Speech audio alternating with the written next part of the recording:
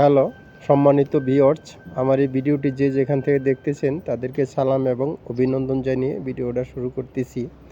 যে সমস্ত ভাই বোনেরা বিদেশে কনস্ট্রাকশন কাজের জন্য আসতেছেন বা আসতে চিন্তাভাবনা করছেন, এই ভিডিওটি শুধু তাদের জন্য। কনস্ট্রাকশন কাজ কীরকম হয়ে থাকে তার সমস্ত কিছুই তুলে ধরা হয়েছে। এখানে খুবই পরিশ্রমের কাজ। আর যে সমস্ত ভাই বোনেরা আসবেন তাদের জন্য আমার সাজেশন থাকবে, আপনারা কাজ শিখে আসেন।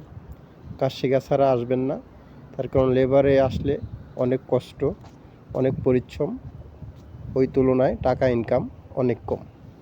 সেই জন্য আমি তাদেরকে বলবো আপনারা হাতের কাজ শিখে তারপরে আসুন। এই সমস্ত যে বিল্ডিংগুলি এখানে হয়ে থাকে, এক জায়গায় বিশাল কয়েকটা বিল্ডিং, যেমন 20-30টা করে বিল্ডিং এখানে একটা শহরের মতো এরা তৈরি করে, সব কিছু মাস্টার প্ল্যানে, খুবই সুন্দর। এই জন্য এখানে আসলে সমস্যা নাই, কাজ করতে পারবেন, টাকা ইনকাম করতে পারবেন, কোনো সমস্যা নেই। কিন্তু আমার সাজেশন থাকবে আপনারা কাজ শিখে আসেন। আর এই যে দেখতেছেন ছাদ, এই ছাদগুলো আপনার মাঝখানে ঢালু থাকে আর দুই সাইডে চারি সাইডে উঁচা থাকে। তার কারণ এখানে বৃষ্টির পানিগুলো বা বরফের পানিগুলো যাতে মাঝখান দিয়ে চলে যায়, এই জন্য এই সিস্টেমগুলো করা হয়ে থাকে। আর এখানে পিচ দেওয়া থাকে যাতে আপনি নিচতলায় ঠান্ডা না যায়, যেহেতু শীতপ্রধান দেশ।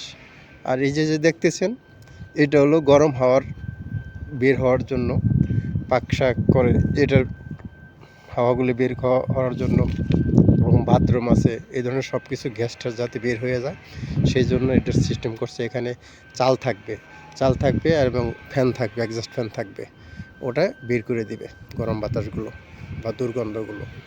এই ধরনের সিস্টেমগুলো মোটামুটি ভালো, সেই জন্য আসলে খুবই ভালো।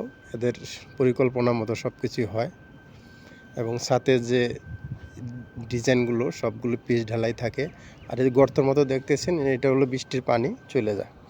যখন বৃষ্টির পানিগুলো আস্তে এখানে আসবে চতুর্দিক থেকে, আর যখন বরফ থাকবে, তুষারপাত হবে, তখন তুষারপাত আস্তে আস্তে গইলে এদিক দিয়ে পানিগুলো চলে যাবে। এই সিস্টেমগুলি আসলে খুব সুন্দর, এগুলো দেখে খুবই ভালো লাগে। এখানে পানি জমে থাকবে না, বৃষ্টির পানি পড়ার সাথে সাথে পাইপ দিয়ে চলে যাবে। এই জিনিসগুলো দেখলে খুবই সুন্দর, ভালো লাগে। তাহলে আজকের মতো বিদায় নিচ্ছি, পাশে থাকবেন। আসসালামু আলাইকুম।